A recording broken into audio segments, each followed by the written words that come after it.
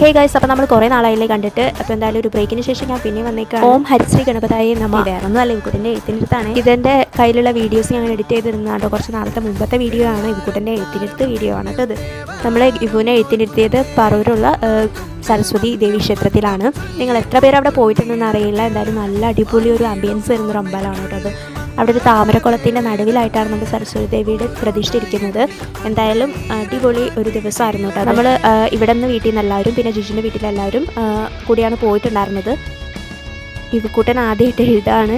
അവന് ചെറുപ്പത്തിലെ കുറച്ച് ബുക്സൊക്കെ വാങ്ങിച്ചു കൊടുത്തിട്ടുണ്ടായിരുന്നു. A for apple, B for ball എന്നൊക്കെ പറഞ്ഞിട്ട് നമ്മളെ ആൽഫബറ്റ്സിനൊക്കെ ബുക്ക്, ഫ്രൂട്ട്സ്, വെജിറ്റബിൾസ് അങ്ങനെ എല്ലാത്തിനും കാറ്റഗറൈസ് ചെയ്യുന്നത് ബുക്കൊക്കെ വാങ്ങിച്ചു കൊടുത്തിട്ടുണ്ടായിരുന്നു.